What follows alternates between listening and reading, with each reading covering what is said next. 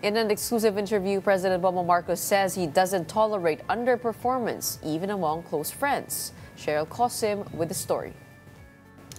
When we sat down with President Bongbong Marcos in a podcast interview, one side of him surfaced, a strict chief executive in control of his administration.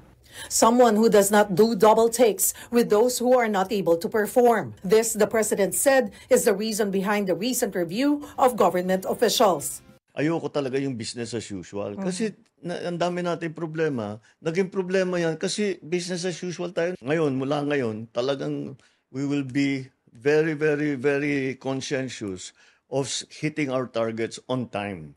And to hit these targets, Marcos maintained he would not hesitate to remove officials from his administration, even his friends, if they fail to deliver. Hindi naman ito tungkol sa pagkakaibigan o pagmamahal natin sa isa't isa kung hindi para sa serbisyo, para sa tao. Speaking of palitan, hindi naririnig, hindi na ilalabas, pero siguro sa mas mababang mga posisyon, marami na po ba kayong napalitan doon sa loob ng 3 taon? Marami na. Marami na. Hindi na lang namin ina-announce kasi just get, ako, trabaho to, just, if you're not helping, get out of the way.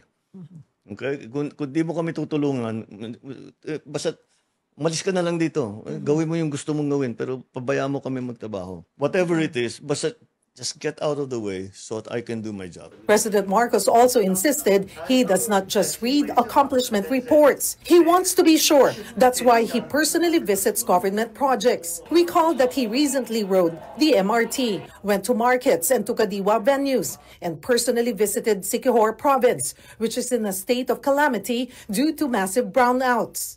It's very different to receive, makatanggap ka ng report na sasabihin, natapos namin yung project, ganito yung ginastos namin, may picture na maganda.